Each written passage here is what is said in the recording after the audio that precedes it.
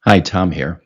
Hey, today we are on a new module. So, this module is on executive planning and running meetings and meetings agendas and a whole bunch of stuff that we're going to cover. We got 6 lessons to go through. And so, for me, running a meeting is important. Attending a meeting can be very important too and can be boring as heck. And if you don't do a meeting correctly, you're not going to get what you want out of the meeting.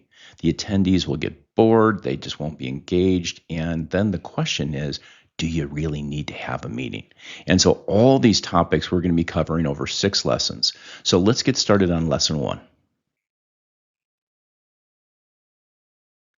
So, lesson one, under the module for meetings and agendas and how to handle this stuff. And so, what we're going to talk about today in this lesson is how do we define goals for these meetings and what are the objectives and what are the outcomes for these meetings and why should we have meetings and how to maximize the meetings.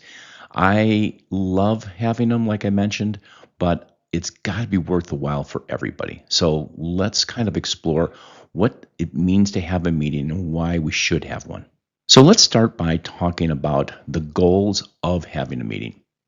And so this diagram for me is I've used this a lot in my past and these different terms of really deciding what is the goal of the meeting. So let's start with number one, time management. It enables to have better meeting agendas. And so the goal of the meeting is to really work with having a meeting that has got an agenda so that we can manage the time.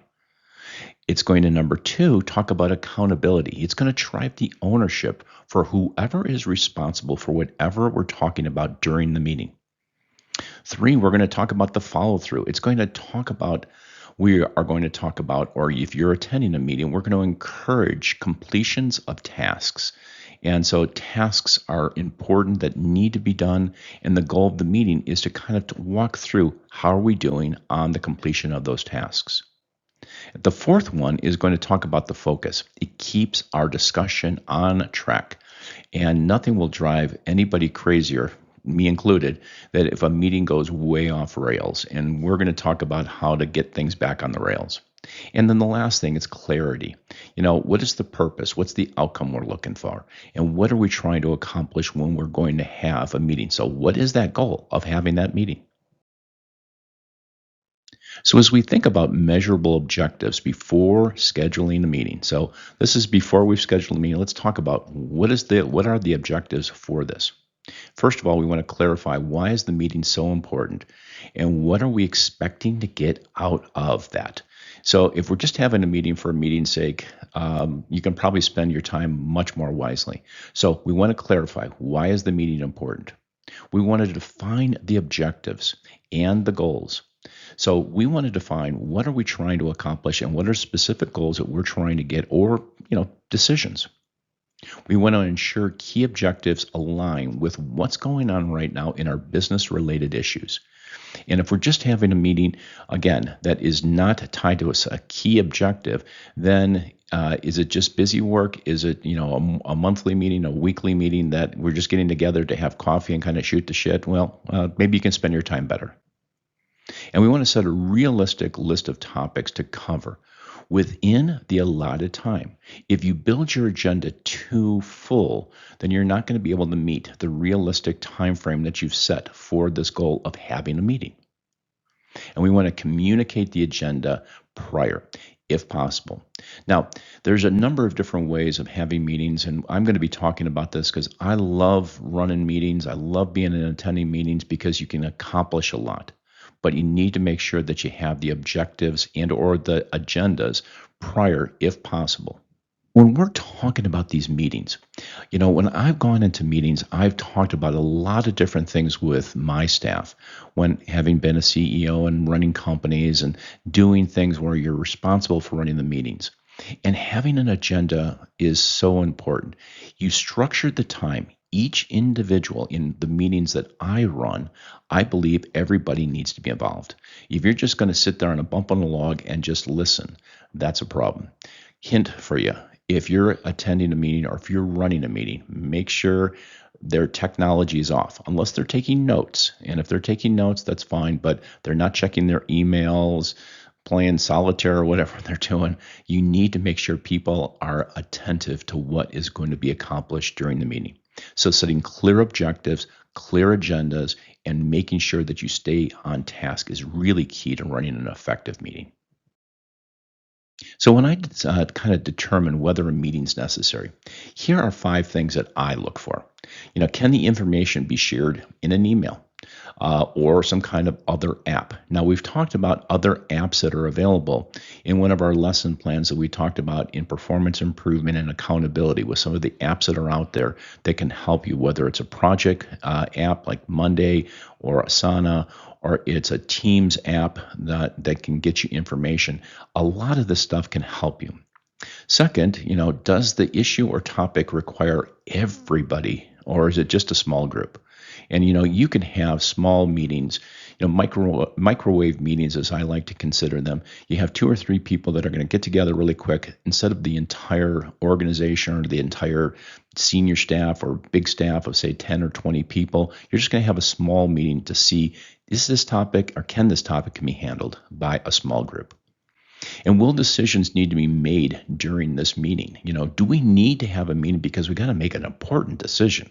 Well, that's a no-brainer. Then you need to have a meeting. You need to get everybody involved. But my suggestion is you send the agenda out beforehand because decisions need to be made. So you want people to be prepared for thinking and talking through those decisions that need to be made. And are the right people available to attend? COVID's taught us a lot. Remote working can work absolutely fine. For somebody to drive in for a meeting and be on site, that's great. But people, you've got to spend, you got the time of transportation back and forth. Isn't that the best use of time? And so that's a decision that, only you can make. If it's necessary for people to be on site, that's one thing. But can they do it remote?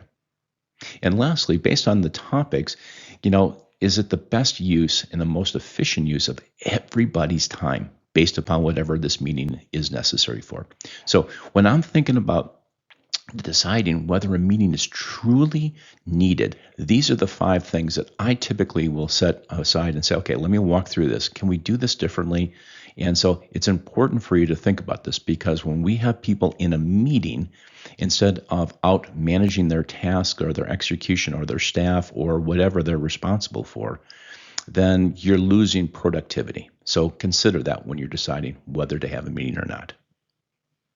So when I think about having a meeting and the necessary aspects and responsibilities and agendas and issues and business things that are going on, these are decisions that only you can make. Now, if you're not the responsible senior leader for the team, then you have to attend the meeting that your supervisor may want you to attend. My strong recommendation is be ready. Not every manager, not every leader certainly sends out an agenda prior, but understand what the business related issues are important. And as we've talked about in other lesson plans, if you understand some of the financials and you're staying up to date on some of the regular business related issues, then you will likely be more prepared for an agenda that maybe doesn't get sent out prior, but you will have a good idea. Yeah, wow, we're really struggling. So there's a likelihood that we're going to talk about costs or revenue or whatever. So being prepared for these meetings is important, but also recognizing whether you need to have a meeting, that's a key as well. We think about aligning the goals with a business priority. So for me, linking the meeting to a purpose, no question. Is it a strategic issue? We've talked about the KPIs and the OKRs.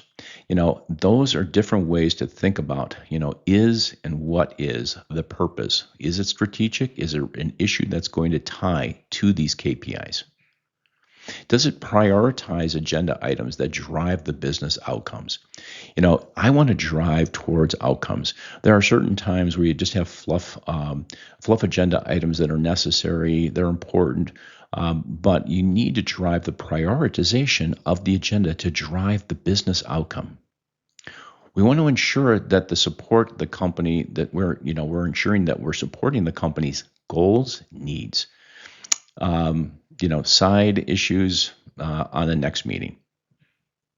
Align the meeting project outcomes to justify this investment of time.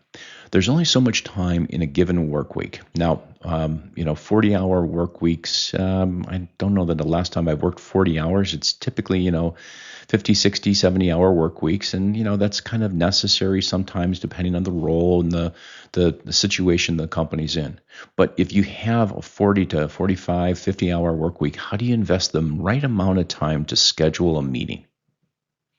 And we want to confirm goals. We want to make sure that we're driving towards a company vision and need without question.